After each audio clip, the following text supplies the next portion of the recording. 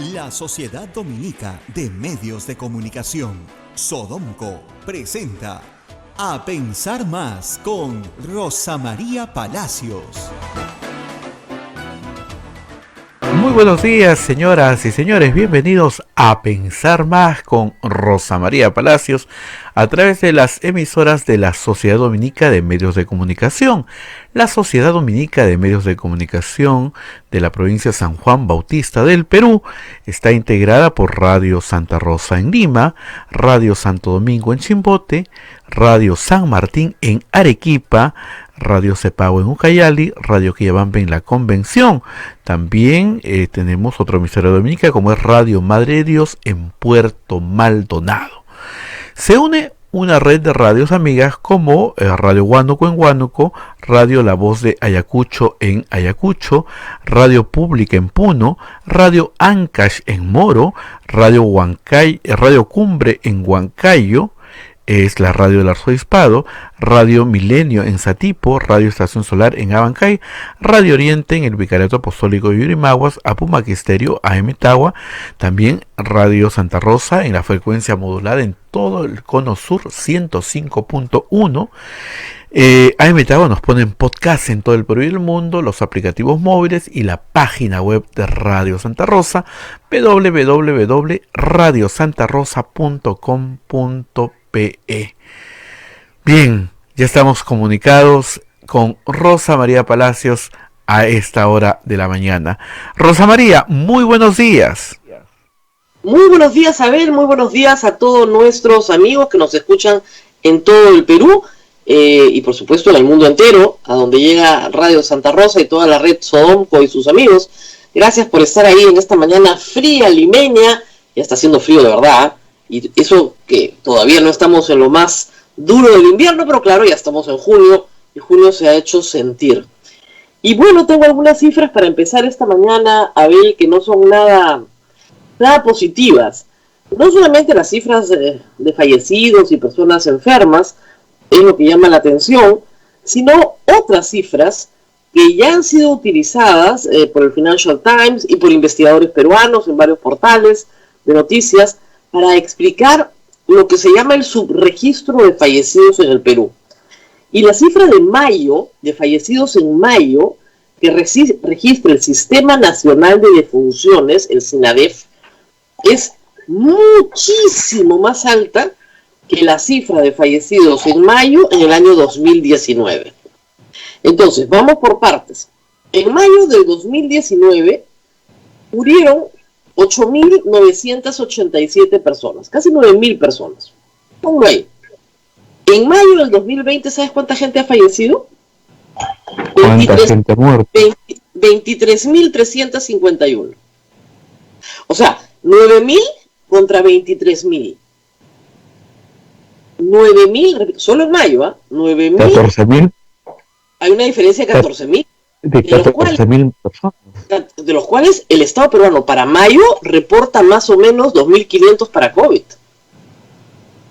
¿Se dan cuenta? La cifra final, la diferencia final de 2019 contra 2020 por marzo, abril y mayo, restando lo de COVID, restando los reconocidos como COVID, es 27.181 fallecidos sin registrar.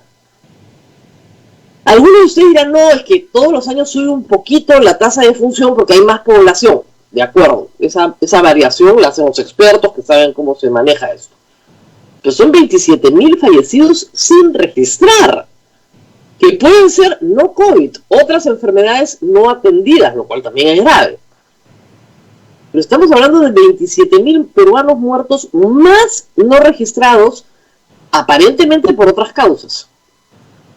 Marcos Cifuentes, el periodista que está en España, periodista peruano, ha hecho un interesante análisis en Twitter, y lo que dice es que hay una cosa que llama la atención, que es la proporción por género. En mayo del 2019, los hombres morían en 53%, 53.7%, y las mujeres en 46.3%. Que es la tasa de muerte natural, ¿no es cierto? Hombre-mujer más o menos parejo. Pero para mayo de 2020 la tasa de muerte de hombres es 63.1, que es la tasa de prevalencia del COVID. Sabemos que el COVID mata de cada 3, 2 son hombres y 1 mujer. Entonces, con la misma tasa de muerte, jalando hacia los hombres, tú puedes llegar a la conclusión que el tipo de enfermedad tiene que ser la misma. Pero reitero, no digo que todos hayan muerto de COVID, el exceso, ¿no?, de 27.000, pero llama poderosamente la atención que mantenga el mismo patrón de género que mantiene el COVID. Para todo el resto de la sociedad peruana es raro. Estamos hablando de 27.000 fallecidos sin registrar. Si esta enfermedad mantiene una tasa de letalidad de 3%, estamos hablando de, estos son los no registrados, ¿no?, 30.000 fallecidos. Estamos hablando, Abel, de que en realidad ya hay mucho más de 1 millón de contagiados. Ese es o sea, no se está, jalemos la cifra por los fallecidos. Si todos fueran COVID, estamos encima de 30.000 fallecidos. Si todos fueran COVID, creo que digamos, si todos fueran COVID. Estamos hablando del exceso, ¿eh? No de los mismos que murieron, restando los 8.000, los que van muriendo todos los meses, ¿ya? Restando los que murieron en 2019 ¿no? Esos 30.000 extra, que serían sumados a los que sí reconoce el Estado, serían más o menos el 3% de la enfermedad. Estamos hablando de 1 millón de contagiados. O más, de repente la tasa de letalidad ha sido más baja en el Perú. Por eso es tan urgente hacer el informe de prevalencia, el estudio de prevalencia de la enfermedad. Porque ese estudio de prevalencia de la enfermedad nos va a decir realmente cuán extendida está la enfermedad en la sociedad peruana.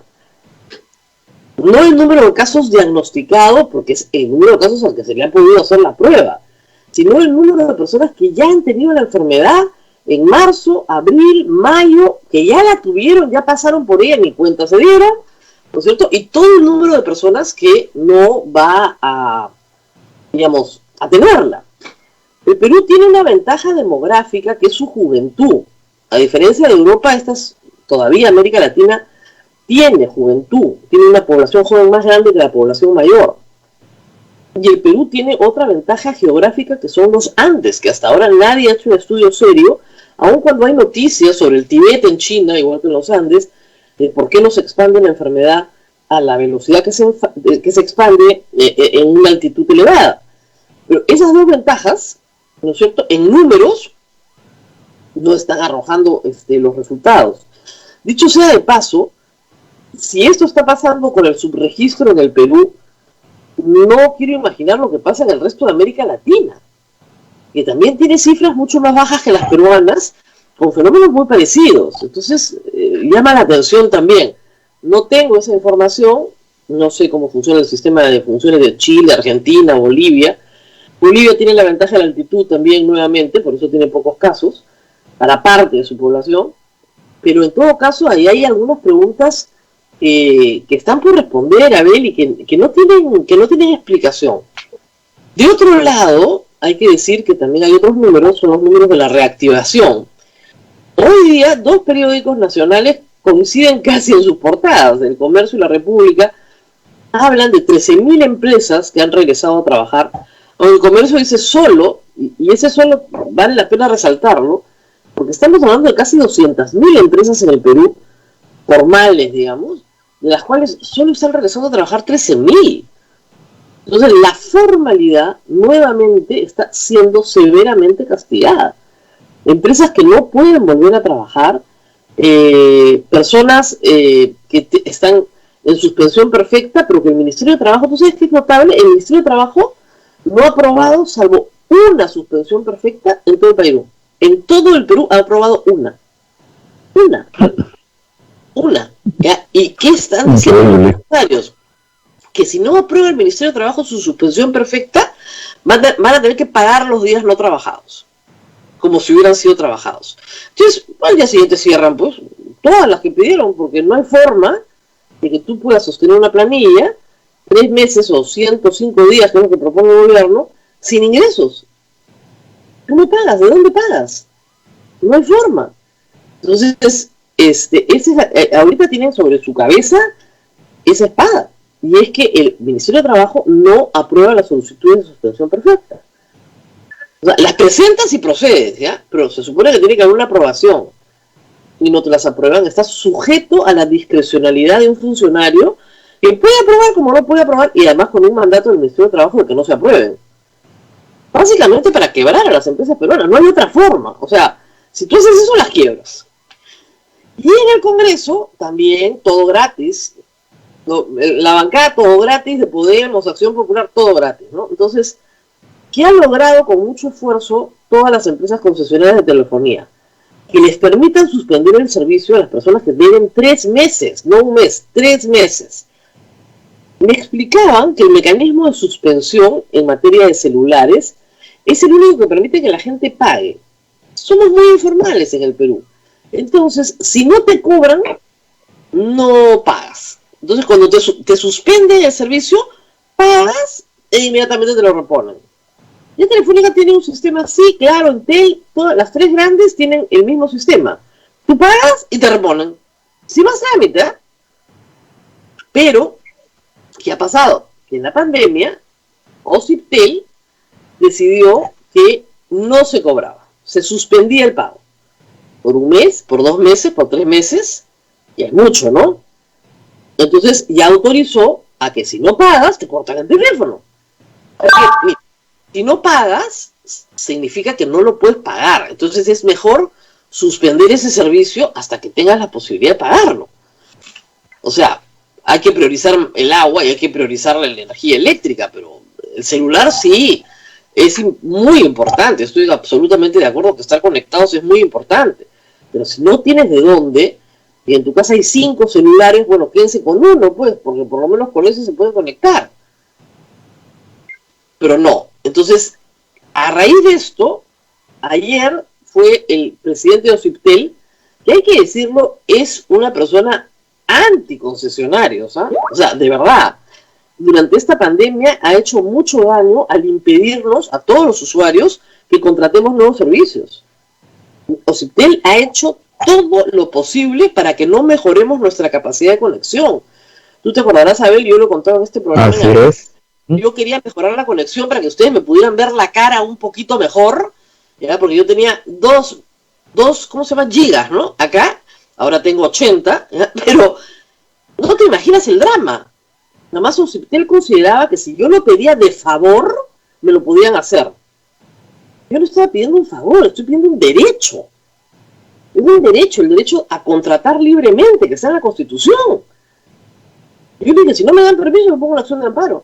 O sea, no tienen derecho a impedirme contratar libremente. Esto es sujeto de acción de amparo. Entonces, porque ese derecho no ha sido suspendido por el estado de emergencia. Al final tuvieron que sacar una directiva y eso permitió que muchas familias mejoraran su velocidad de conexión, sobre todo las familias que están haciendo teletrabajo y educación en casa. Las dos cosas. Entonces, acá somos 6 personas, todas están o estudiando o trabajando. Si no mejora la conexión, simplemente el trabajo y el estudio de todos se perjudica. Necesito mejorar la conexión. No querían. Además, el argumento era genial, ¿eh? Era porque estaban protegiendo la vida de los trabajadores. Así que gracioso. Ya, entonces, si se te malograba el teléfono fijo, ahí sí podía entrar el trabajador, no había ningún problema. Oiga, pero es la misma vida. No, es que ahí es para teléfono fijo. Ah, ya, pero si quiero mejorar mi velocidad, ahí no puede entrar el trabajador. Si quiero comprar un router, no puede entrar el trabajador. Era de locura, pero de locura, en perjuicio directo a los consumidores. Entonces, no me vengan con el que el presidente de Ociptel es muy amable con las concesionarias. Por el contrario, nos ha dejado muy desconectados y muy desprotegidos durante esta pandemia, porque no permitía la contratación de nuevos servicios. Ha sido una cosa de locos. Y la cereza del queque, lo dijo la señora ministra de Economía, es que urgía a las entidades del Estado a que pagaran sus cuentas de teléfono. Porque el primer deudor de las concesionarias de teléfono es el Estado, que no paga. El Estado le hace perro muerto a las empresas concesionarias. O sea, los reyes de la informalidad están en el Estado. Es una vergüenza. Para que la ministra de Economía haya salido a decir, bueno, sí, hay que decirle a todo el sector público que pague su cuenta de teléfono. Un papelonazo, ¿no? Y por supuesto no falta el que dice, no, es que le deben millones al Estado peruano. No le deben nada. O sea, de nuevo, hay que explicarlo 100 veces. Cuando la SUNAT me reclama por un tributo, yo como contribuyente tengo derecho a decirle, no señor, eso que me estás reclamando, yo no te lo debo. ¿Quién está reclamando, por ejemplo, la SUNAT a Movistar ahora? Que en el año, no les miento, en el siglo pasado, estos son cuentas del siglo pasado, 96, 97, 98, por ahí, no pagó el IGB de los recibos que no cobró. Entonces dice, si no los cobré, ¿cómo te voy a pagar el IGB? No, tienes que pagarme igual porque no hiciste lo suficiente para cobrarlo. Ya, ese es uno de los litigios. Y la SUNAT se ha ido hasta la Corte Suprema diciendo que sí le deben. Y del otro lado le dicen, oye, yo no te debo, porque nunca cobré esa plata. ¿Cómo te voy a pagar IGB de algo que no he cobrado? Ya. Pero, como hay gente que repite y repite y repite sin preguntar, dicen, no, son millones de dólares. Bueno, claro que son millones de dólares. Si estás cobrando una supuesta deuda tributaria de los 90, en el 2020, es una bola de nieve, porque te cobran intereses, moras, multas, etcétera. Es una cosa gigantesca. Pero esa plata en realidad no existe. Y no la van a poder utilizar para hacer un subsidio indiscriminado a la telefonía nacional. Porque si tienes que subsidiar algo, subsidias la telefonía rural, donde se necesita, no vas a subsidiar la telefonía urbana. O sea, es de locos. Bueno, el Congreso ahora ha citado al de OCIPTEL, no sé qué, de Comisión de Defensa del Consumidor, y quieren, con el Defensor del Pueblo, también, es otro demagogo, francamente, que no se suspenda. El problema es el siguiente: si la empresa de teléfonos quiebra, porque esto va a terminar en si nadie paga, nos quedamos todos sin teléfono. Este programa no se puede emitir, porque nos quedamos sin internet. Esto es como Venezuela. A mí me hace una gracia que todos estos gritaban contra Maduro, ¿no? Contra Chávez y en lo económico es igualito. ¿Por qué creen que Venezuela no tiene gasolina? El país más rico del mundo en petróleo. ¿Por qué? Porque lo regala todo. Y cuando lo regalas todo, llega un punto en que todo quiebra y no tienes nada. Y lo mismo quieren hacer con los recibos de agua y de luz. O sea, quebrar a las empresas de agua, que son estatales, no les importa. Y con los recibos de energía eléctrica, la misma historia, quebrarlas. Entonces, ¿cuál es la propuesta de empresarios privados y públicos también? Es fraccionemos. Digámosle a la gente, ya, no me puedes pagar ahora porque estás sin trabajo hace 2 meses, de acuerdo. Partamos tu recibo, lo que me debes, lo partimos en 12 cuotas. Incluso puedes negociar que te den unas de gracia, ya. Pero lo que no puedes es institucionalizar el perro muerto. O sea, como el Estado no paga sus cuentas de teléfono, entonces nosotros tampoco. Es la institucionalización. Eso es Venezuela. ¿Quieren ese modelo? Bueno, vayan pues a Venezuela, ¿no? Digo yo. Pero los que sí queremos pagar, y pagamos con muchísimo esfuerzo nuestras cuentas, sí queremos tener teléfono, porque nos van a dejar sin teléfono a todos. Las cosas no son gratis. Y hay que entender, lo decíamos ayer, Abel, la diferencia entre un favor y un derecho. Si el bono es universal, es un derecho. Si el bono es solo para mayores de 65 años que viven en condición de pobreza y esta se define de esta manera, es para esa gente. Se legisla para la generalidad de las personas, y cuando se legisla de manera particular, se legisla por la diferencia de las cosas, no por las personas. Entonces, el caso del señor Swing es un favor, eso no es un derecho. Clarísimo. Para el resto de los ciudadanos lo que tenemos son derechos.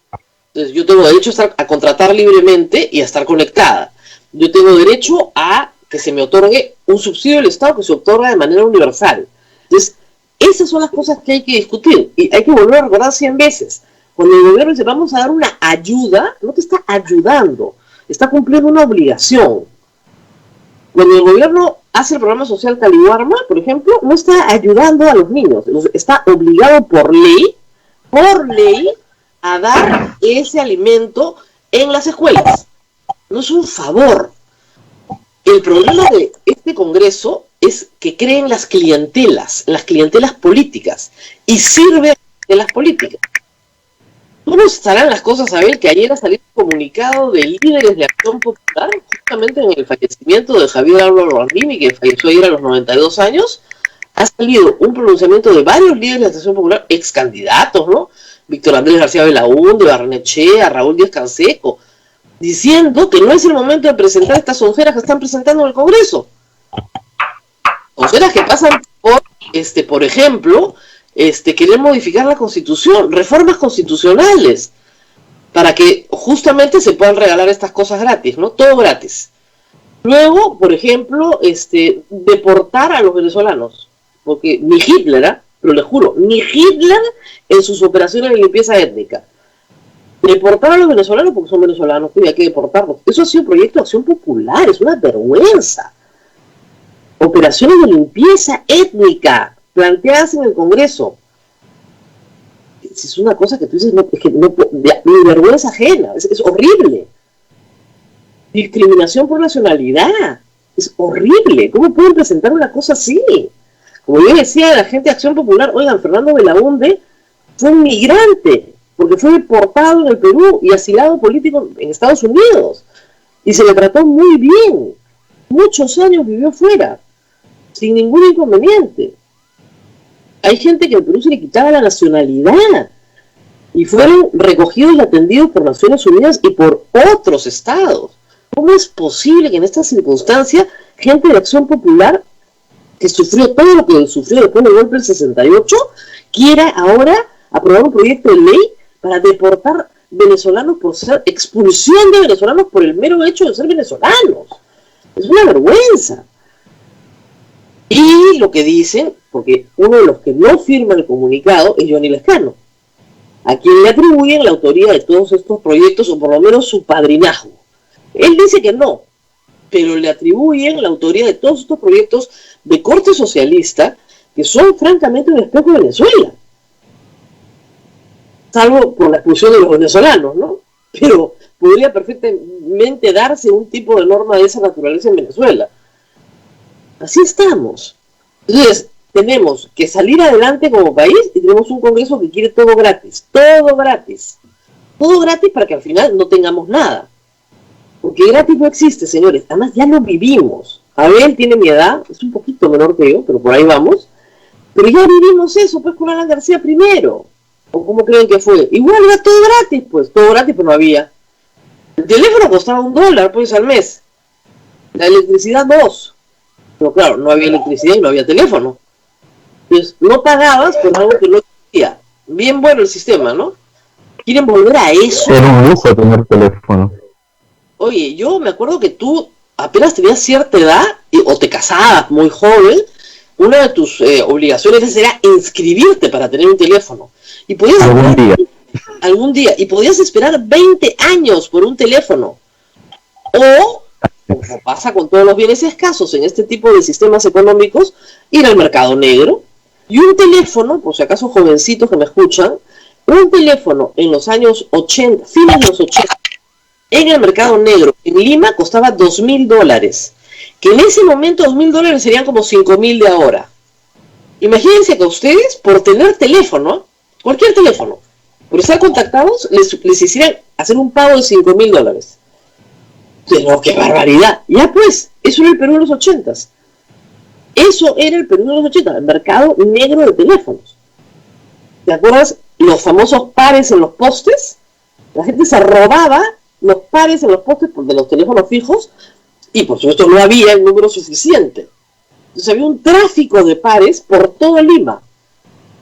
Eso lo hemos vivido, porque yo no entiendo el empeño de este Congreso en regresarnos ahí, en medio de una recesión, cuando justamente nos tenemos que alejar de todas esas medidas que fueron las que nos llevaron al hoyo en los 80, al hoyo. No, ahí quieren ir directito, marchando todos bien contentos, felices. Y claro, a la gente joven, o a la gente desinformada, les venden el cuentazo de todo gratis, ¿no es cierto? Control de precios. Control de precios no resuelve nada, lo único que resuelve es un mercado negro. Es lo único que hay, mercado negro.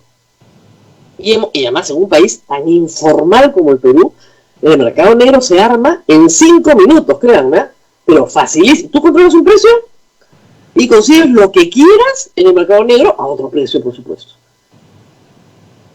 Es de locos. Y claro, lo que quieras, la minoría que sí puede pagar ese precio, ¿no? Entonces, ¿a quién castigas? ¿A la sociedad entera?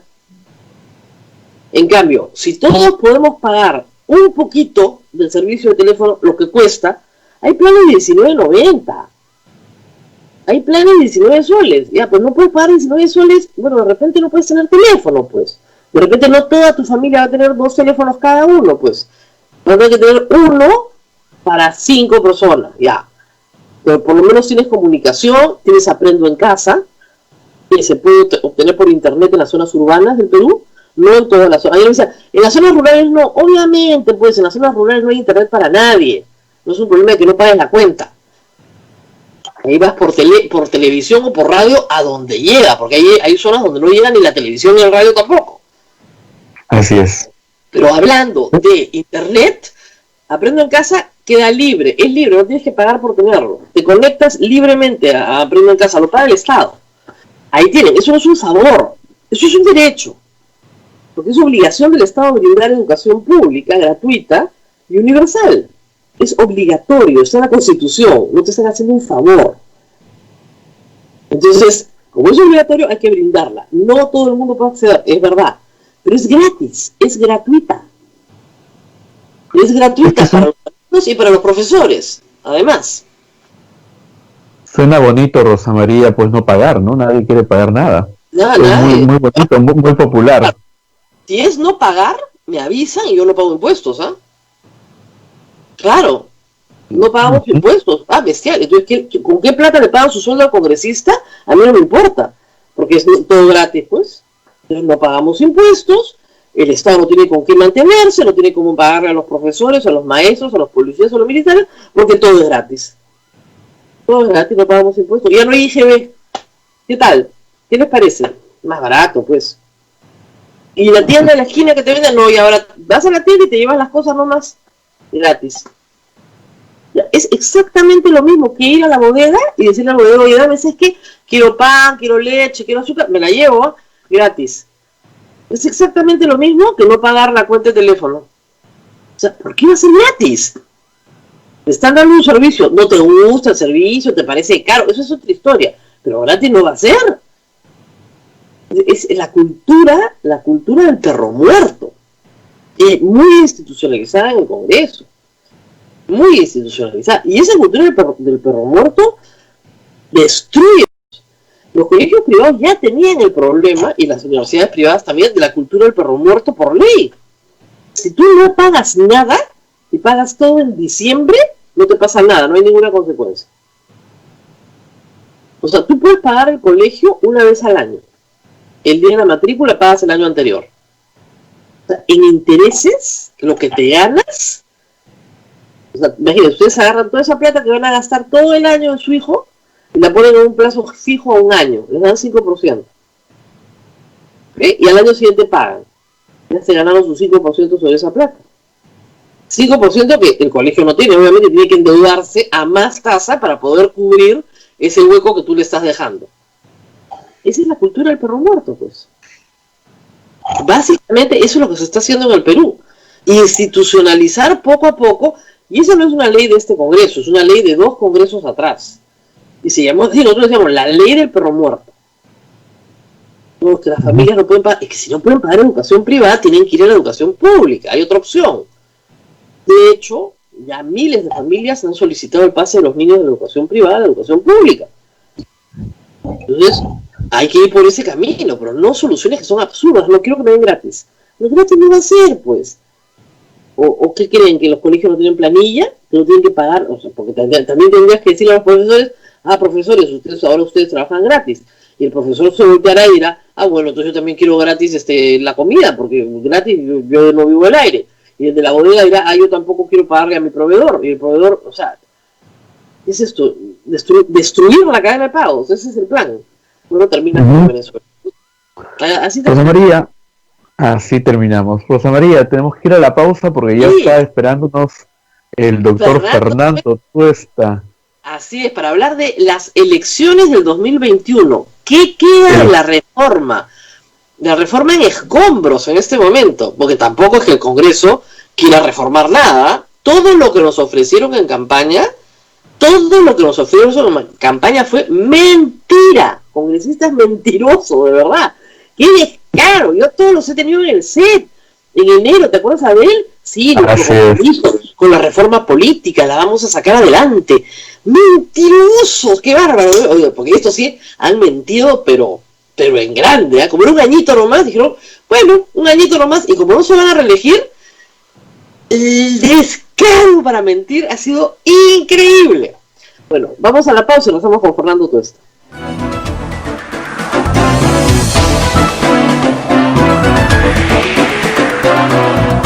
Continuamos con A Pensar Más a través de las emisoras de la Sociedad Dominica de Medios de Comunicación. En Lima nos escuchan por Radio Santa Rosa, en Chimbote Radio Santo Domingo, Arequipa Radio San Martín, Ucayali Radio Cepagua, La Convención Radio Quillabamba, en Puerto Maldonado Radio Madre Dios, en Huánuco Radio Huánuco, Ayacucho Radio La Voz de Ayacucho, Puno Radio Pública y Radio La Decana, Ancash Radio Moro, Huancay Radio Cumbre, Estatipo Radio Milenio, Abancay Radio Estación Solar, Yurimaguas Radio Oriente, Cajamarca Radio Los Ángeles, Apumaque Estéreo, la frecuencia modulada de Radio Santa Rosa en el Cono Sur 105.1 y a través del AM Tagua nos ponen podcast en todo el Perú, la página web de Radio Santa Rosa www.radiosantarosa.com.pe.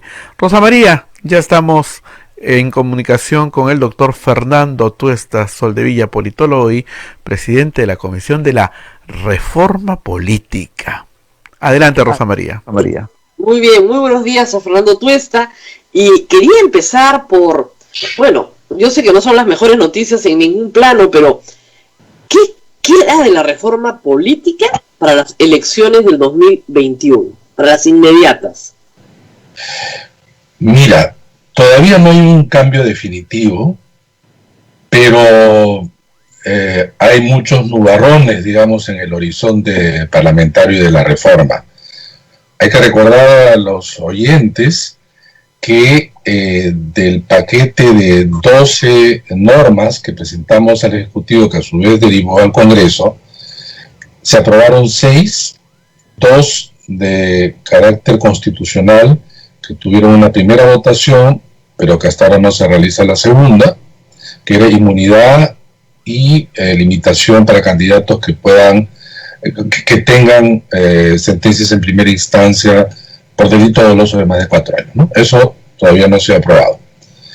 Y luego venían 4 leyes que ya están vigentes desde el año pasado. Uno referido a democracia interna, otro paridad de alternancia, otro referido a financiamiento y otro referido al sistema electoral con voto preferencial, etc. Ahora bien, de todo eso, la Comisión de Constitución, en realidad, por más buena voluntad que hayan tenido muchos congresistas, y entiendo yo, debido a los acuerdos que ahí se producen, todos dijeron y hablaron sobre las reformas, ¿no? Pero lo que nosotros, y particularmente yo he estado llamando la atención desde el inicio, es que no es posible enfrentar una elección del año 2021 si no se toma la elección como un proceso, y en ese sentido, de manera conjunta. Y la ley, hasta este momento vigente, nos decía que debíamos de tener una elección interna, invento del Parlamento anterior para eludir las primarias. ¿Qué cosas se tenía que hacer en estas internas? Los partidos hacían, como siempre, lo que hicieron con las elecciones internas. Designaban, etcétera, y presentaban un papel donde, digo la mayoría, algunos no, ¿ya? Eso debía ser más o menos en septiembre. Ya. Luego, en noviembre y diciembre, primarias, donde debíamos participar todos. Luego, primera vuelta en abril y segunda vuelta a fines de mayo. Bueno, resulta que había que tomar esto de manera conjunta, porque estamos discutiendo el tema del cronograma y etcétera, porque hay COVID, hay pandemia. Si no, no estuviéramos discutiendo eso, sino directo a las reformas. Entonces, de verdad, desde hace ya casi 3 meses, insistía yo en que había que tomar esto y con prontitud, porque acá van a venir los siguientes problemas que te voy a señalar. En primer lugar, había que garantizar la mayor participación posible. En general uno quiere una mayor participación, pero esta debía de garantizarse la mayor participación dentro de este contexto complicado. En segundo lugar, debía garantizarse la seguridad, obviamente sanitaria, ¿no? La salud y en consecuencia la vida de los peruanos. Y en tercer lugar, esto tenía que estar acompañado de reforma política. Esas eran las tres cosas. En segundo lugar, el tema, yo decía que lo que había que garantizar es la fecha de la transferencia del poder, que es el 28 de julio, y no fijarse tanto en fechas de la primera vuelta, etcétera, por una sencilla razón, Rosa María.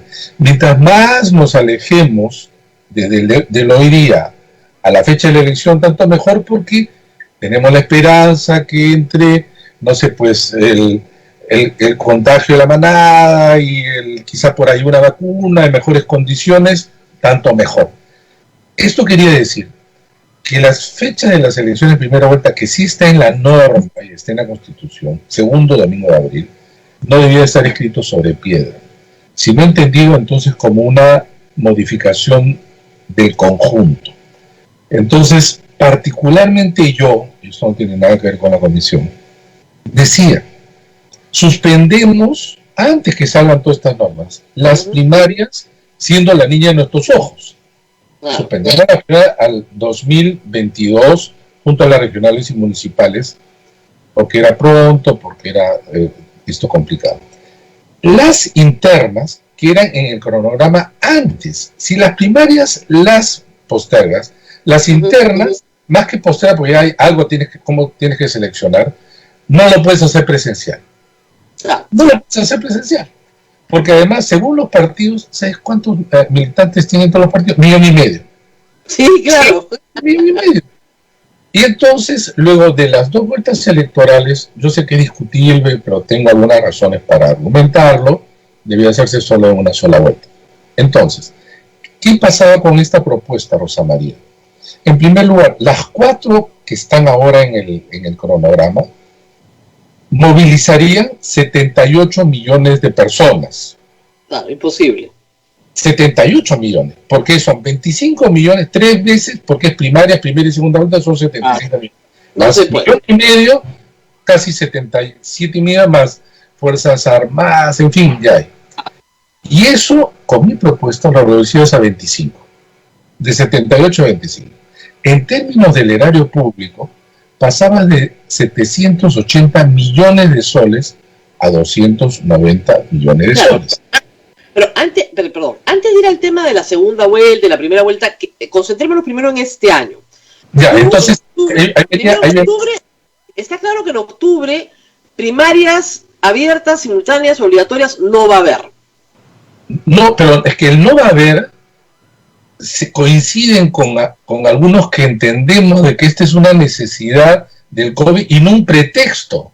Okay. Porque en el Congreso no les gustaban las primarias. No les gusta, a los políticos no les gusta. Entonces, ¿qué han hecho? En vez de, nuevamente, de tener una visión de conjunto, decir es necesario mover el programa, agarraron las primarias y ¡pam!, las tiraron al otro año.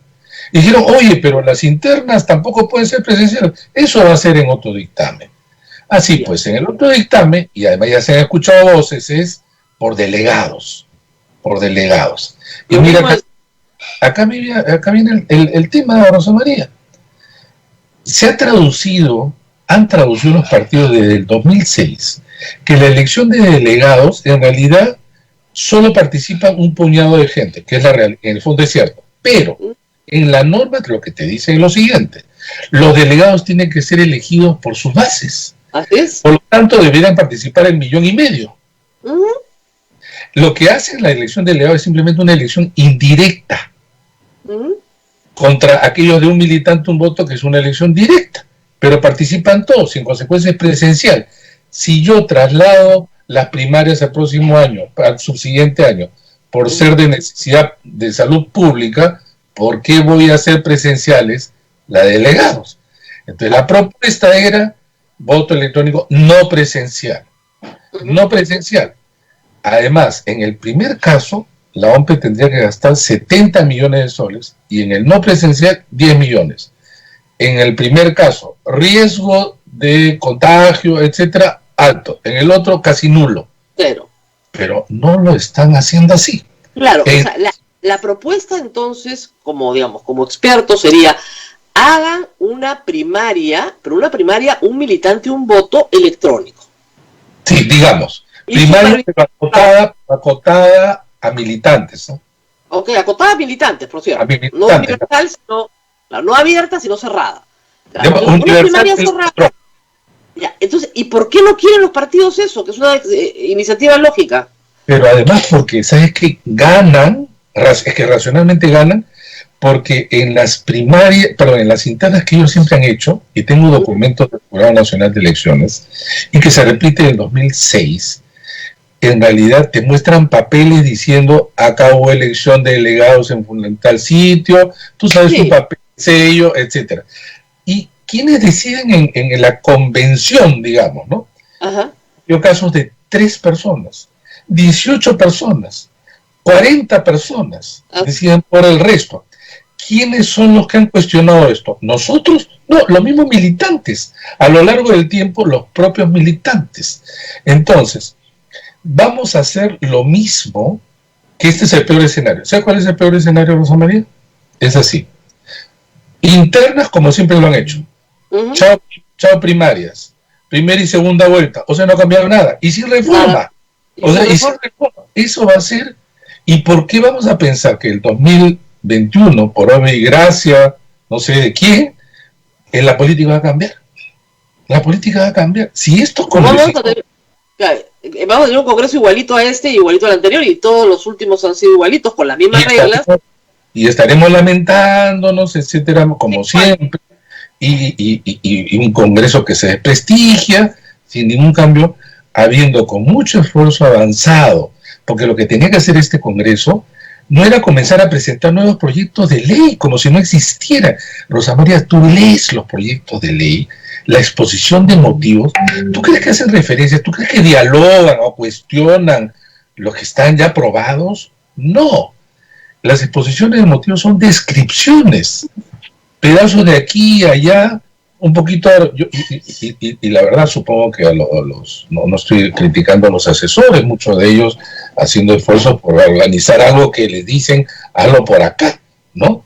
Pero la verdad que estas 9 bancadas, aparte de su desempeño en otros ámbitos, no están viendo esto con la integridad y la necesaria decisión que corresponde para un evento que pareciera lejos, pero requiere hacerlo con oportunidad y buen criterio para normar algo que nos va además a implicar la vida de todos nosotros. Tú no quieres, yo no quiero, los oyentes no quieren un mal congreso. No queremos malas normas que lo único que hacen es también perjudicarnos a nosotros como ciudadanos. Esto no se está viendo, Rosa María. Hoy día, por ejemplo, se va a debatir también suelto un predictamen sobre paridad y alternancia. A eso quería ir.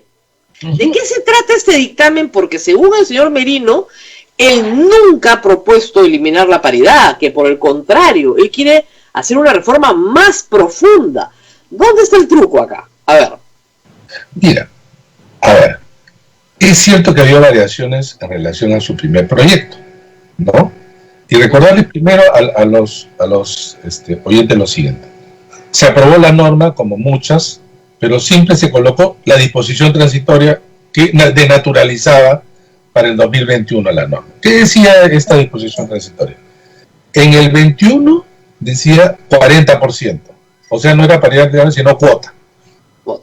En el 26, 45%. Y en el 31, en el paraíso terrenal, 50%. En 10 años, ¿no? Algo así. Claro. Ahora, ¿qué se ha modificado?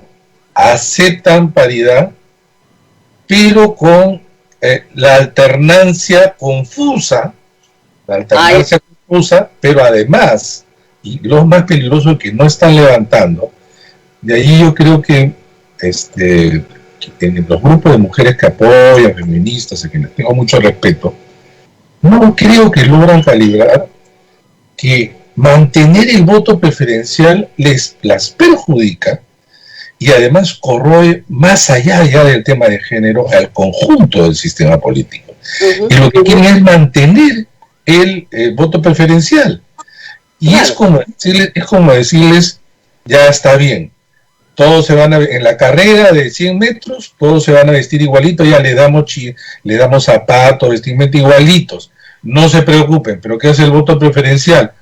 Va a poner siempre a los hombres adelante por una sencilla razón, porque los recursos, incluso la forma de hacer política, etcétera, está concentrada y no parten iguales.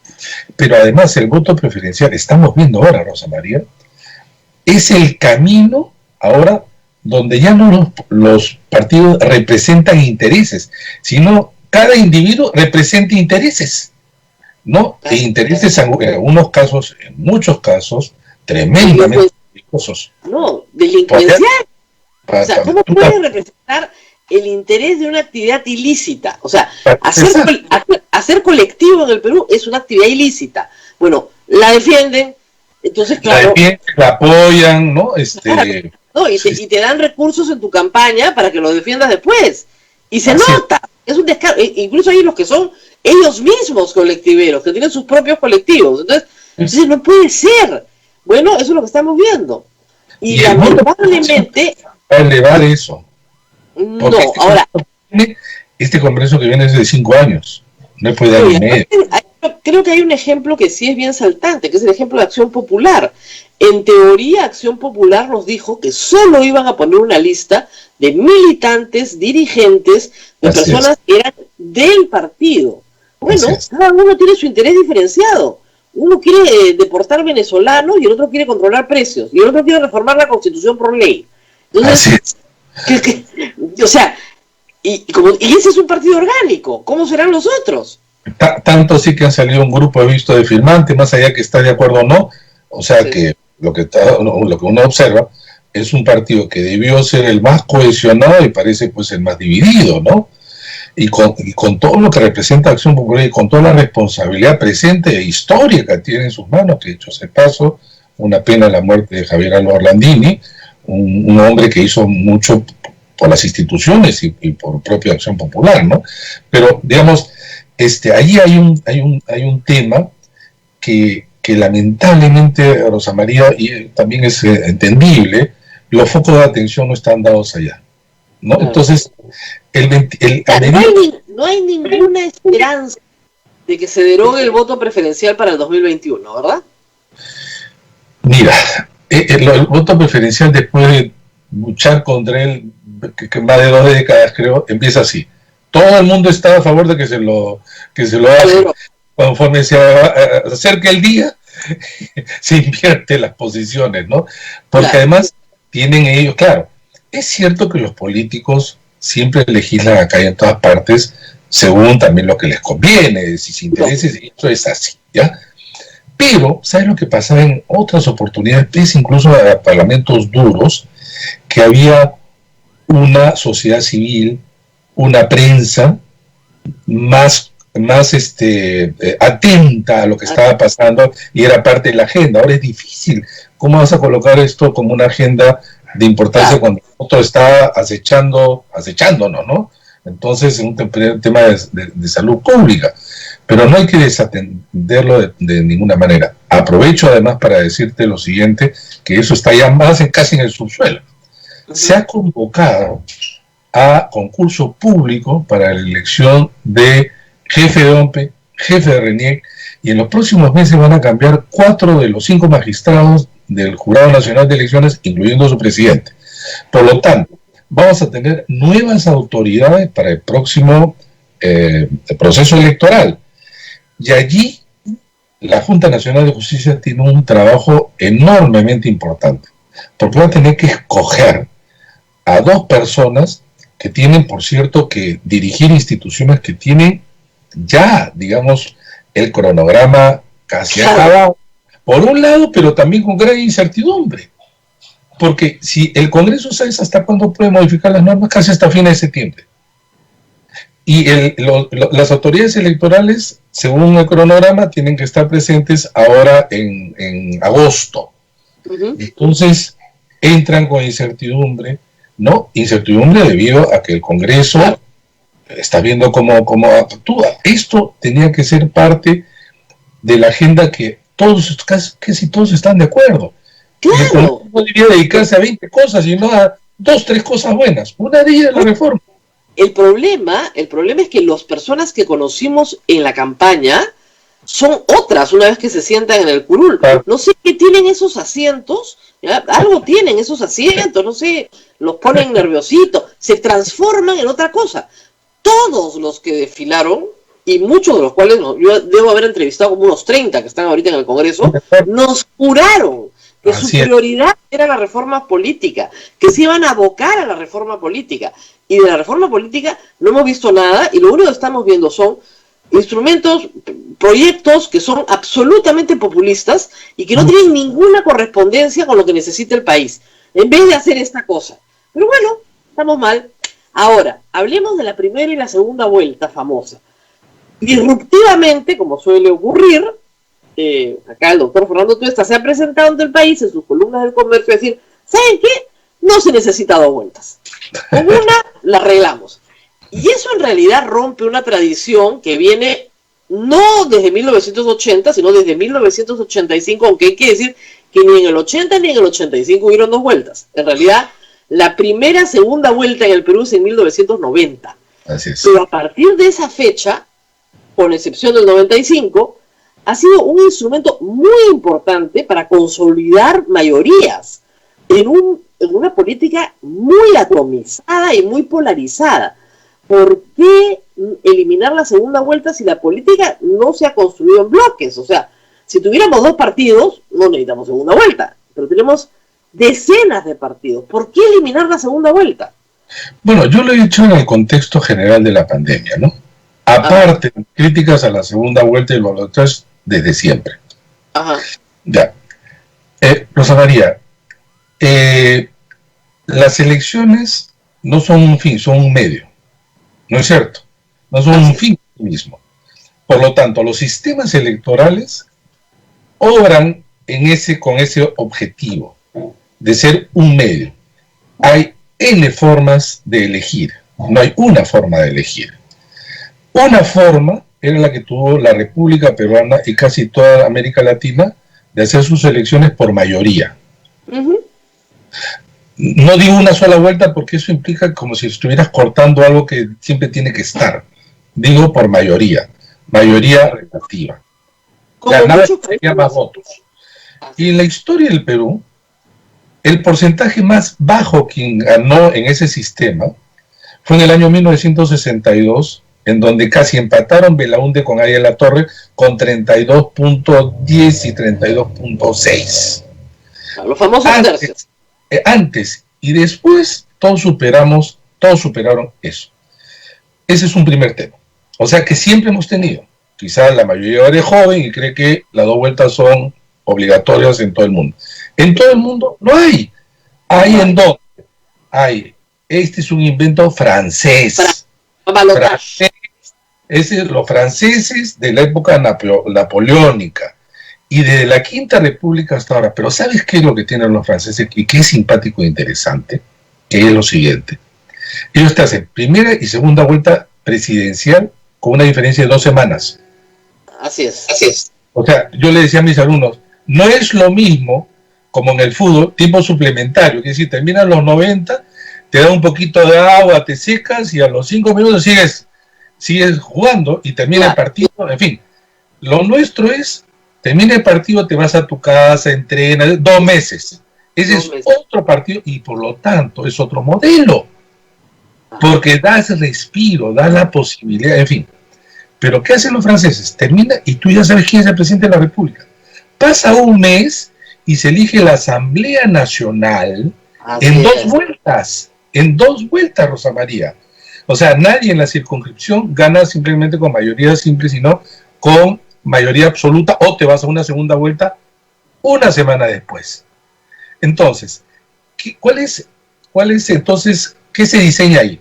Tienes o un presidente que tiene una mayoría absoluta en el Congreso, como lo tiene Macron ahora, o o si no tienes la mayoría absoluta, tienes una mayoría importante. Lo que jamás vas a tener es un presidente con una bancada ridícula. Claro, como Kuczynski, por ejemplo. Como Kuczynski, exactamente. Entonces, eso se importa a América Latina, ¿cómo? Solo la presidencia y no la parlamentaria. Ahora, se aplica en varios países, ¿ah? En Argentina sí. se aplica. No, en la mayoría ahora. No, en la mayoría. Es que vino una ola, pues. Vino una ola, y perdona, así como nosotros agarramos y copiamos a veces mal, Claro. pero vino la otra ola bajo la idea siguiente, también de evitar el triunfo del otro, básicamente, y creándose una serie de efectos perniciosos en otro sentido. Ahora, yo tengo una tabla que he elaborado, donde hay 106 elecciones del año 78 hasta ahora, y 56 en dos vueltas, y otra en una sola vuelta 48. Cuando agarro las elecciones de una sola vuelta o mayoría relativa, el promedio de quien gana es casi el 48%, promedio. Cuando tú tomas las que son de dos vueltas, quien gana en primera vuelta, el promedio es más o menos 42%. Entonces, ¿qué pasa? El elector se comporta distinto según las normas que tiene al frente. Ah, sí, claro. Sucedió con Belaúnde en el año 80. ¿Con cuánto ganó Belaúnde? 45%. 45%. Entonces, el elector sabe que ahí ya tiene en este sistema una sola bala. Y la tiene que usar bien. Por eso es que en la campaña del 80, una de las consignas era: no desperdicies tu voto, como diciendo, tú que estás votando o intentas votar por un partido chico, lo estás perdiendo. Vota por su lista parlamentaria, pero vota por un presidente, uno que tiene, digamos, una posibilidad. Y entonces lo que quiero decir es una cosa. En primer lugar, que la data nos indica, no es que quien gana, que es el gran temor, porque los que me han cuestionado es, ¿y si tiene menos del 20 o si tiene menos del 30? No tiene la probabilidad de que eso suceda es baja.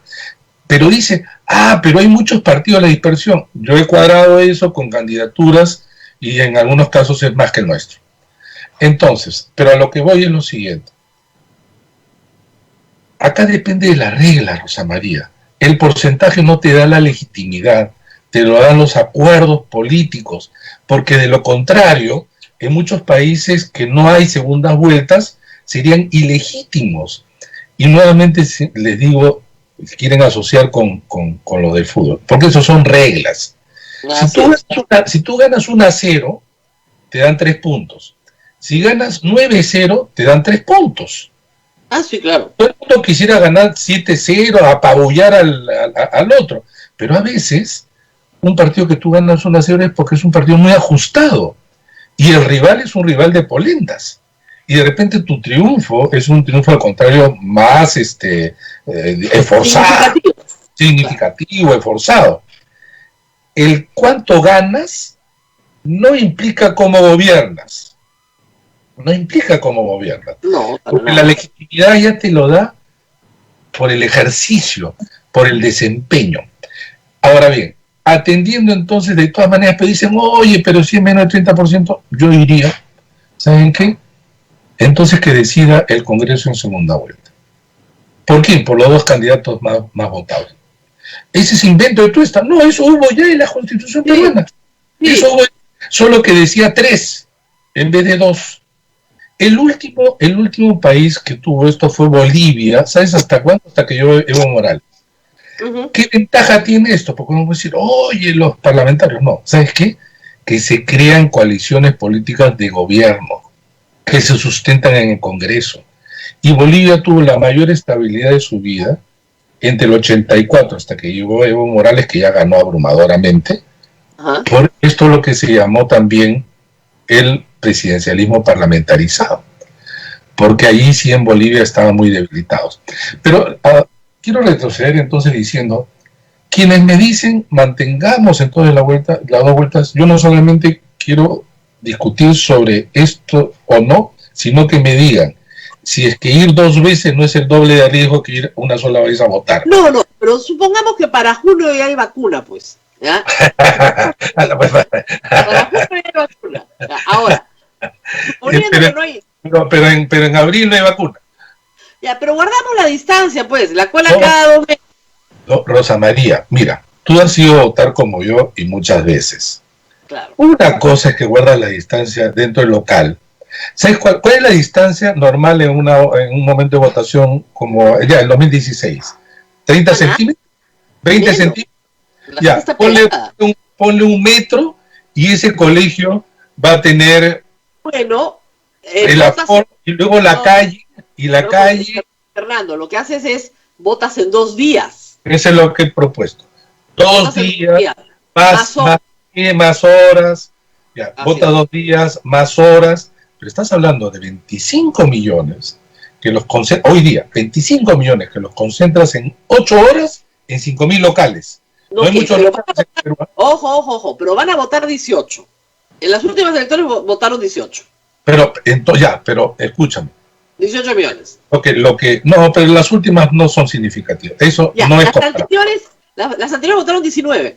No, pero ya 19, más que un montón de países que están ahí. Pero lo que quiero decir es que la probabilidad, si todos hicieran, en realidad acá el tema es la distancia, más que la mascarilla es la distancia. Claro.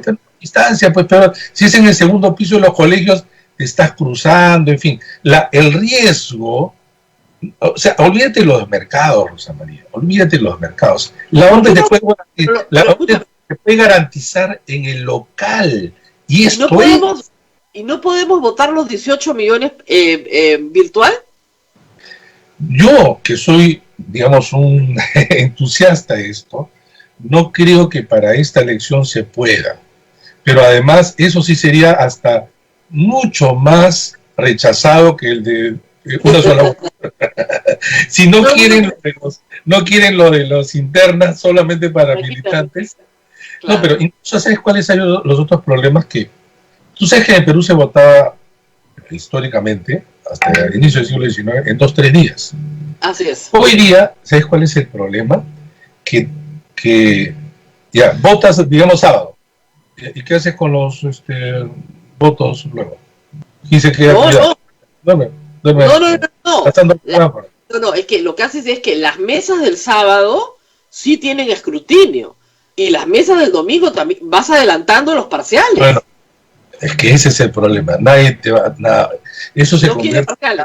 No habría escrutinio. No hay primer tiempo, segundo tiempo. No, porque es como Estados Unidos, ¿no? Que hay escrutinio en el este, ¿no? Y mientras están votando en el oeste todavía. Pero no hay. Acá nadie te lo permitiría, ¿no? Bueno, seguramente no querrán, pero alguna solución tiene que haber.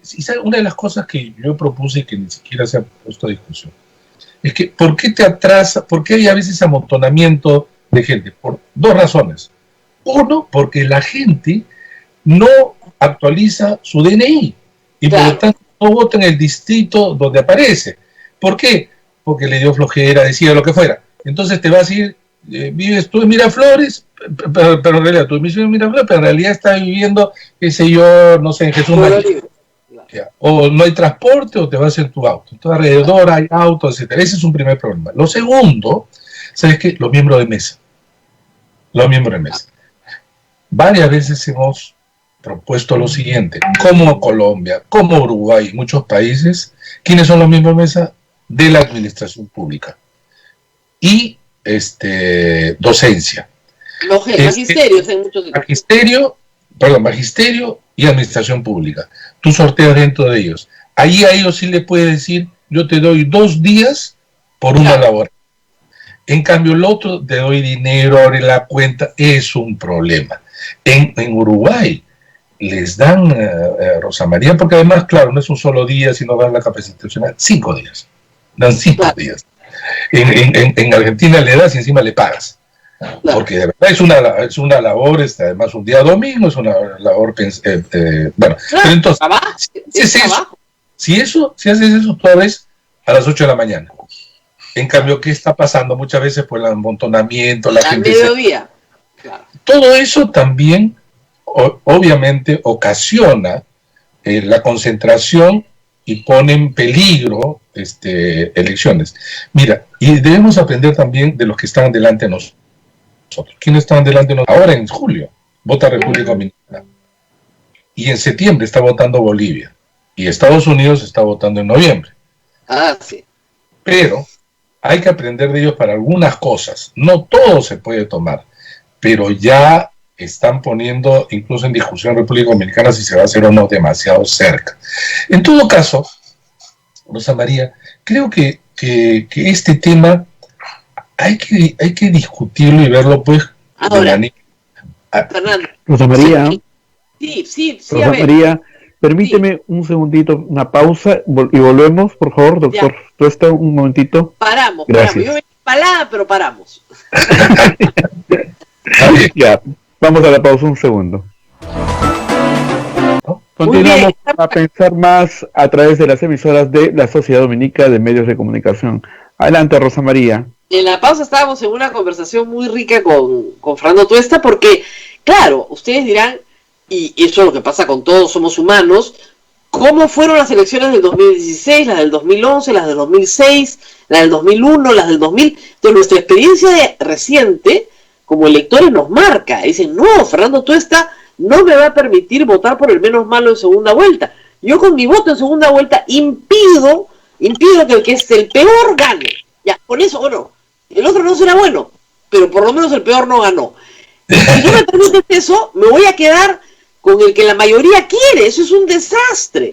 La mayoría siempre se equivoca, tiene que ser lo que la mayoría no quiere lo que gane. Por eso necesitamos segunda vuelta. A ver, ¿cómo contar? En primer lugar, porque nunca hay dos elecciones iguales.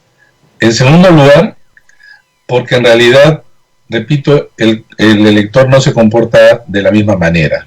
Pero además, en tercer lugar, hay varios métodos de primera vuelta, de una sola vuelta o si quieren de mayoría relativa.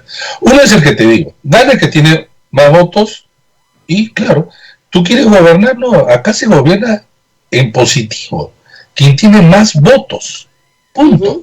Yo tengo 38%, ¿tú cuánto tienes? 32%, yo gané. Así como gana el que tiene un gol más, exactamente igual. Esa es una primera, pero, un primer modelo. Pero hay diferencia de goles, pues también, ¿no? No, ese es cuando están empates. Claro, en este caso son gente empatada, diferencia de goles. Ya, pero digamos, este es un primer modelo. ¿Eh? Un segundo modelo es lo que te decía. Digamos, pones un umbral, el tercio. Si alguien gana por debajo, el Congreso decide entre los dos, no tres, entre los dos. Pero hay un tercer modelo, que es 2 votos. ¿En qué sentido?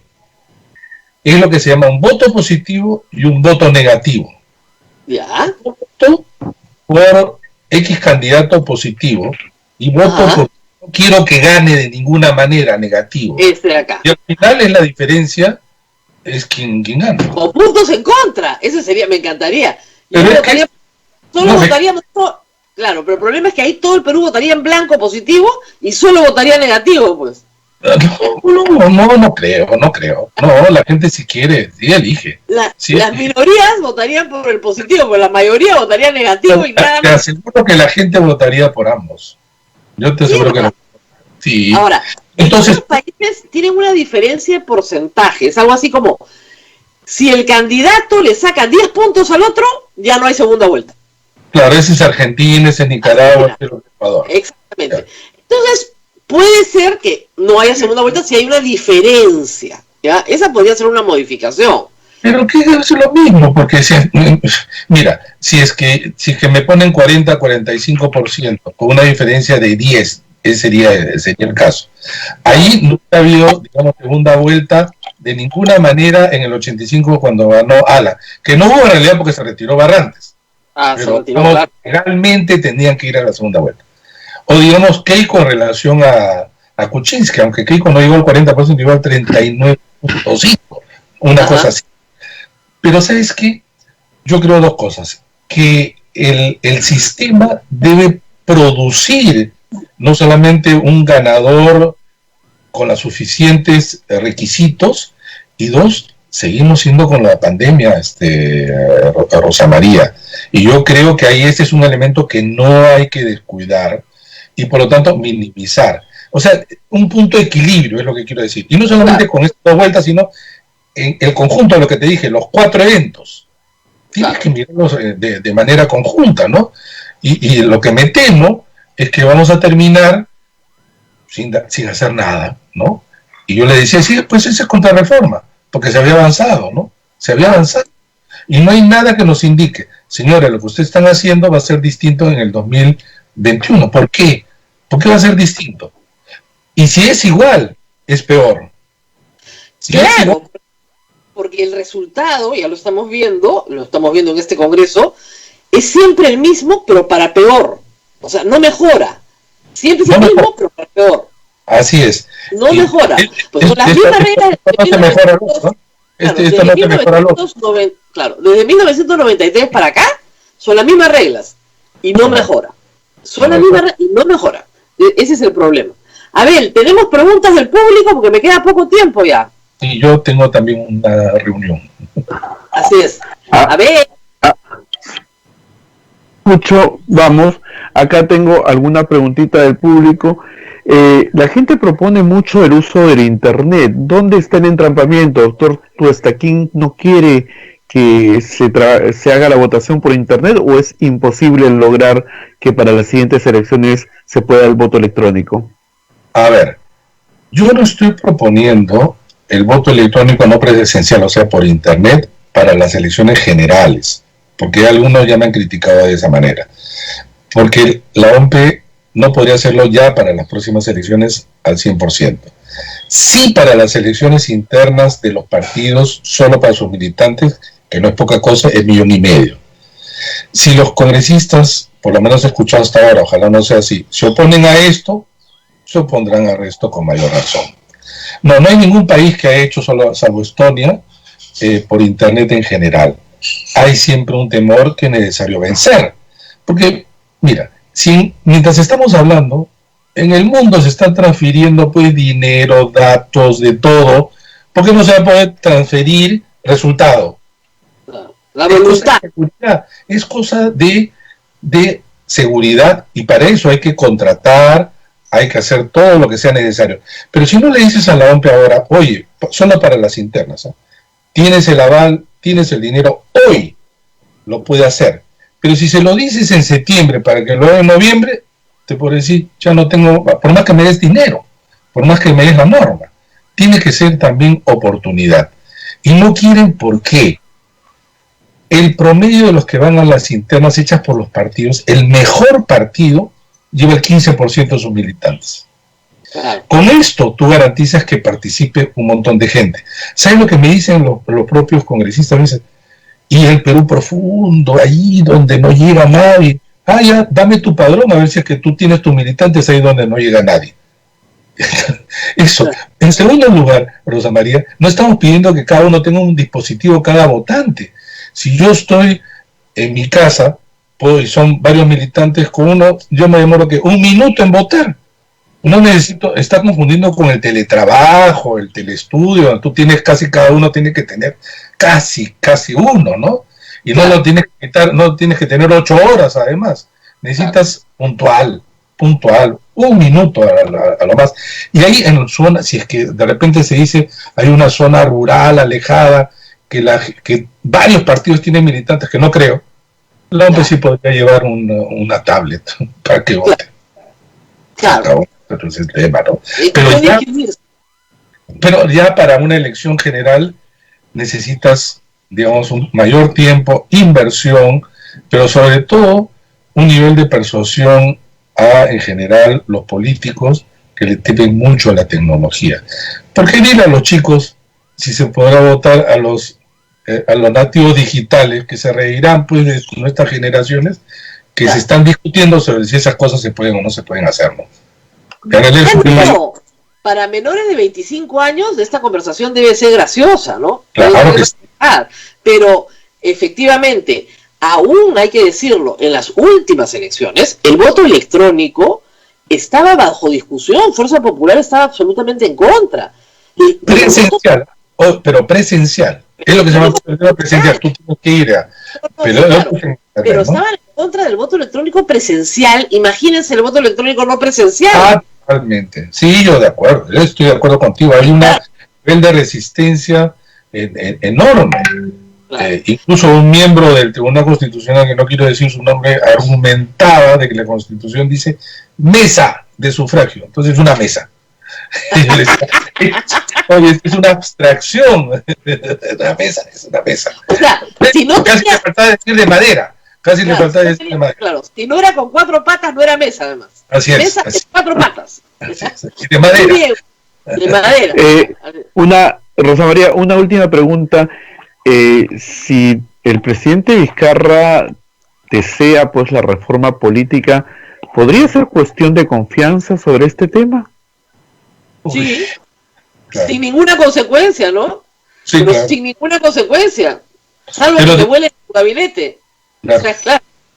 Ahora, debiera, yo creo, y no ha hecho mucho esfuerzo, quizá concentrado por otras cosas, en darle un impulso, ¿no? Ha dicho en dos presentaciones, una de que él no iba a presentarse, sobre la paridad, etcétera, pero si es que sale una cosa tan mal o digamos que frena la reforma, el gobierno creo que por coherencia debería observar. Si es que la aprueba en el Congreso ya es otra cosa, que por lo menos se note que el Ejecutivo está comprometido y no solamente fue flor de un día, digamos, el año pasado. Así es. Bueno, muy bien, muchas gracias a Fernando. No, gracias a ti y a tus oyentes. Apenas haya novedades, vamos a volver sobre el tema, que ha sido realmente abandonado, pero hay que volver sobre el tema, porque si no el próximo año vamos a elegir un circo más feo que este. Aunque parece increíble. Gracias, Rosa María. Gracias. Hasta pronto. Muy bien, Abel, nosotros también nos vamos despidiendo. Nos vamos, Rosa María, agradeciendo al doctor Fernando Tuesta Soldevilla, y nos vemos mañana. Mañana es el día, creo que es el día, ya estamos en el día 80. Mañana mañana es el día. Hoy es 7/9 de este aislamiento social obligatorio, que por las calles de Lima, de verdad, no hay ningún aislamiento social obligatorio. De verdad. A mí me da mucha pena. A mí me da mucha pena. La única aislada soy yo, porque por lo que veo en la televisión, parece Sí, de verdad que sí. No, deberían dar ya las normas, los protocolos con claridad y que abran las puertas, porque a media puerta es terrible. Peor, la gente se contagia más. Así es, lo único en que hay que insistir es en lo fundamental. Mira, a España ayer no ha tenido fallecidos. Entonces, hay esperanza. España ha tenido 27.000 fallecidos. A España ayer no ha tenido fallecidos. Hay esperanza, hay que decirle a la gente que hay esperanza, pero ¿qué normas se tienen que cumplir? Son las básicas, la distancia. Si tú estás a distancia de otra persona, no te vas a contagiar. Incluso hasta sin máscara, pero estás a 5 o 6 metros de persona, no hay forma de que te contagie. La máscara para poder acercarte un poquito, para guardar la distancia de 1 metro, y lavarte las manos todo el día. Entonces, si nos concentramos en esas 3 medidas, y nada más que en esas 3 medidas, todo puede volver a la normalidad con esas 3 medidas. Pero muy disciplinada. Entonces, concentrémonos en lo importante, no en lo accesorio. Entonces, concentrémonos en lo importante, remarquemos lo importante y vamos a poder salir. Pero si no nos concentramos en lo importante, igual tenemos, miren las cifras con las que hemos iniciado el programa. Hay casi 27.000 muertos extras en el Sistema Nacional de Defunciones. Extras, que no están reportados como COVID. 27.000. Probablemente la enfermedad ya se expandió en toda la sociedad peruana de una manera gigantesca y que ni siquiera podemos medir. Por eso es que cada vez que hacen pruebas en estos días salen 8.000, 7.000 contagiados, porque claro, ya se expandió. Así y es. esos son los cuerpos que todavía se pueden registrar en una prueba rápida. Yo estoy seguro que hay gente que se enfermó en abril que ya ni siquiera tiene anticuerpos aunque le hagan la prueba. Pero ya se enfermó, entonces ya se inmunizó. Y lo que se dice hasta el momento es que hay casos muy raros en que puede repetir, pero no genera una situación de contagio. Ya estás inmunizado. Entonces, Si ya tienes 1, 2, 3 millones de personas inmunizadas en la costa peruana sobre todo, donde más problemas tienes en la costa Lima Norte, y desde Ica hasta Tumbes, donde más problemas hay, entonces ya la lógica de convivencia tiene que cambiar. Pero bueno, esto tiene que sustentarte en estudios, etcétera. No se está haciendo eso. ¿Por qué Iquitos ha bajado radicalmente su tasa de contagio y su número de fallecidos? Pero radicalmente. ¿Por qué? Porque ya se contagiaron todos, pues. Eso es lo más probable. Es una tragedia. Y se murió mucho médico por muchas razones que hemos discutido acá, pero ya avanzamos, ¿no? Entonces, por favor, medidas acorde con las circunstancias, pero conocer bien las circunstancias. Conocer bien urgente. Urgente. Así es, Rosa María. Bien, a ver. Solamente para irnos, Rosa María, sí, la SUNEDU ha ampliado el plazo para las universidades que habían denegado la licencia hasta 5 años. Así es una noticia importante, es la última. Claro, mi consejo a todos los muchachos es cámbiense de universidad, ¿no? No se les ocurra postular a esta porque ya no tienen exámenes de admisión, eso es lo bueno, pero cámbiense de universidad. Tienen tiempo para hacerlo, eso es la buena noticia. Pero cámbiense de universidad, porque de verdad que, ¿qué haces con el título de una universidad que fue cancelada? Posterior a su cancelación. Mejor hagan una buena inversión y cámbiense de universidad. Muy bien, Abel, nos vemos mañana. Nos vemos mañana, Rosa María, cuídate mucho. Hasta mañana. Hasta aquí, A Pensar Más con Rosa María Palacios. Este programa fue producido por la Sociedad Dominica de Medios de Comunicación, Sodomco.